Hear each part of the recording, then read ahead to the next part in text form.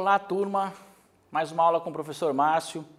Hoje nós vamos falar de função afim. Nossa ideia é estar retomando um pouquinho daquilo que você já viu lá no nono ano e no primeiro ano do ensino médio, um processo de revisão, mas que te prepara um pouquinho melhor para o que vem pela frente. Muito bem, vamos na 2 lá. O que nós vamos ver especificamente na aula de hoje de função afim? Os coeficientes da função, o comportamento e o gráfico. Importante o comportamento, principalmente, vocês prestem bastante atenção, porque a partir do comportamento da função você consegue responder a várias questões aí em vestibulares ou no dia a dia de provas, etc. Muito bem, o que é função? Começando por aí.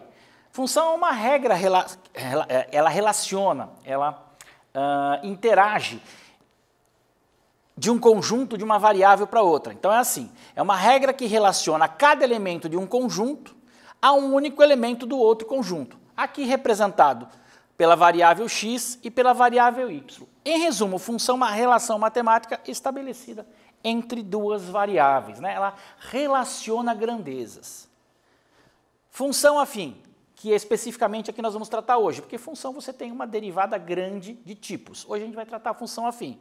Ela também é chamada de função do primeiro grau, ela é uma função do conjunto real para ou no conjunto dos reais, definida como, aqui tem uma definição de coeficientes e de termos que vai te ajudar a definir a orientação dessa função, a orientação do seu comportamento. Então, a f de x, ela é coeficiente de x, ax mais b, que é um termo constante, né? Então, lembrar que f de x ou y, que seria para cada valor de x um valor de y, ele é igual a ax mais b, onde a é o coeficiente de x e b é o termo constante. Alguns exemplos aqui, função x mais 5, a função g meio x menos 3, a função h raiz quadrada de 2x mais 4, né? Raiz quadrada é de 2, x mais 4. Aqui são comportamentos, né? Tipos que você pode encontrar. Você pode encontrar a função x somente com o coeficiente de x, a gente vai ver quando ela é linear, quando ela é constante, mas essa é a estrutura da função. Gráfico de uma função afim. O gráfico de uma função polinomial de primeiro grau, de uma função afim, ela é uma reta, né? Ela é uma reta oblíqua aos eixos x e y. Assim, para construir o gráfico, você precisa encontrar pontos que satisfaçam essa função, né? Para que você construa, por exemplo, uma reta, você precisa apenas de 2 pontos. Aqui você precisa de pontos, 2 ou mais, que tenham uma relação que satisfaça a função determinada. Relembrar aqui, não se fala, dificilmente nos exercícios você vai ver eixo x e eixo y, tá? Eixo das abscissas, eixo das ordenadas, uma forma de relembrar aqui. Exemplo, vamos construir um gráfico da função f de x igual a 2x mais 3. Ó, coeficiente 2, parte constante 3. Solução. Para construir o gráfico dessa função, vamos atribuir valores para x, substituir na equação e calcular o correspondente para f de x, que é o y. Então, quando eu atribuir um valor em x, como consequência, eu vou ter um valor resultante. Aqui, nós vamos atribuir valores menos 2, menos 1, 0, 1 e 2. 5 valores. Você viu isso já? Normalmente a gente atribui isso, que é para ter a convicção de que aquela função está naquela posição em relação ao gráfico, tá? Depois você pode trabalhar com menos pontos, mas é importante você ter isso em mente. Aqui, para x igual a menos 2, então, onde tem x, eu estou substituindo nesse momento por menos 2. Por isso que é f de menos 2. No lugar do x, o menos 2. 2 vezes menos 2 mais 3 é igual. 2 vezes menos 2, menos 4, mais 3, menos 1. f de menos 1, substituo em x o valor menos 1. Como resultado, 1. Então, para x igual a menos 1, nós teremos o f de x igual a 1, ou o y igual a 1. Para x igual a 0, que eu estou substituindo, eu vou ter o y igual a 3. Para x igual a 1, que eu estou substituindo, eu vou ter o y igual a 5. E para x igual a 2, eu terei o y correspondente, que é 7. Veja, o que a gente faz é, em f, substituir o valor de x e na expressão substituir o valor em x. Com isso, você terá os valores de y. Atribuindo então, lembra? Para x menos 2, y menos 1, menos 1 é 1, 0 é 3. Você coloca no gráfico, usando eixo das abscissas e das ordenadas, olha aqui. Para x igual a menos 2, o f será menos 1. X menos 2 menos 1, olha o ponto aqui. Esse é o primeiro ponto. Segundo ponto, x menos 1, y1. X menos 1, y1. Olha o segundo ponto aqui. 0, 3, x igual a 0, y igual a 3. Olha onde é que está o ponto aqui. Você unindo esses 5 pontos, ou se você unisse, na verdade, 2 deles, você já teria essa reta. Essa reta ela é caracterizada como uma reta crescente. Por que crescente, professor? Vou falar junto com decrescente, guarda aí. Falo as duas, fica mais fácil para entender. Guarda aí, já falo já. Quiz. Vou dar para vocês um tempinho para responder isso, mas é facinho, hein? Para definir uma reta, bastam 2 pontos. Essa é a afirmativa 1. Afirmativa 2. Se escolhermos os pontos 0y e x0, a reta da função cortará o eixo x e y, respectivamente. Sobre as afirmações acima, ambas estão corretas, somente a 1 está correta, somente a 2 está correta ou ambas estão erradas? Vou dar um minutinho para vocês e volto já.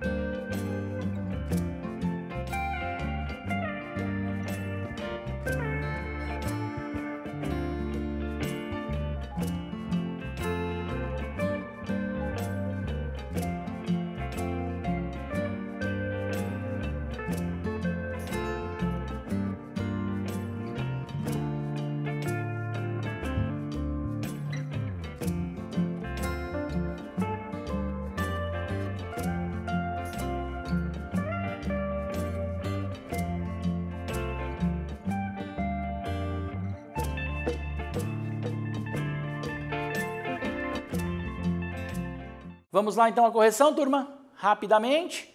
Das afirmações, ambas estão corretas. Vamos ver por quê? Primeiro, para definir uma reta bastam 2 pontos. Tem até uma musiquinha, né? Que fala sobre isso, sobre 2 pontos formar uma reta, é isso mesmo, né? Tendo 2 pontos quaisquer, você forma uma reta. E a 2, se escolhermos os pontos x0 e 0y, a reta da função cortará o eixo x e y, respectivamente. Olha aqui, ó. Né? No eixo x, nós teremos o y como 0, ou o y como x0. As duas posições. X valendo um número negativo e y 0, está aqui. O y valendo um número positivo e o x0. Corta os dois. Se fosse negativo, por exemplo, o coeficiente negativo do nosso a, lembra do ax? Então, se a gente tivesse o x aqui como negativo, nós teríamos também o corte nos 2 eixos. Basta pensar o seguinte, se você tem 2 pontos, um no eixo x e um no eixo y, eles vão sempre cortar os dois, porque a reta é oblíqua. Se ele está no eixo x e ele está no eixo y, não importa a posição que ele esteja nesses eixos, ele vai sempre cortar as duas. Essa é a parte importante. Puxa vida, vou voltar lá para falar do nosso reta crescente aqui. Eu achei que vinha decrescente aqui, mas vai vir um pouco mais para frente. Vamos falar junto. Por que essa reta é crescente? Percebam, quanto maior o valor de x, maior será o valor de y. Ou seja, quando x cresce, y cresce. Ele é crescente. Você tem o crescimento da variável. Se você tivesse o inverso, uma variável crescendo e a outra decrescendo, ela seria decrescente. Ou você pode ver pela posição do gráfico, né? É uma reta crescente, ela está apontando para o crescimento. Ao contrário de uma reta decrescente, que apontaria para o decréscimo, para os quadrantes de sinais negativos. Mas o mais importante é você verificar quando uma variável cresce, a outra cresce também, por isso são crescentes. Ou melhor, né, uma dicasinha, se o teu A aqui for positivo, ela é crescente. Perceba isso ao longo dos exercícios. Vamos lá. Coeficiente angular e linear. Como o gráfico de uma função afim é uma reta, o coeficiente A de x é também chamado de coeficiente angular, né? O coeficiente A é chamado de coeficiente angular. Esse valor representa a inclinação da reta em relação ao eixo x. Ou seja, o A representa a inclinação em relação ao eixo x, porque ele é o coeficiente angular. E o termo B, professor? O termo B, ele é constante, então ele é chamado de coeficiente linear. Constante, ele é linear, ele não se altera, ou ele não altera a forma. Ele representa, o ponto onde a reta corta o eixo y. Onde a reta cortar o eixo y, ele é o B. Ele é representado por isso. Vamos lá então, coeficiente angular e linear. Vamos entender um pouquinho mais. O formato da nossa função afim é ax mais b. Ok? Aqui, se eu colocar x igual a 0, o que vai acontecer? O meu valor de y vai ser igual a b. Por quê?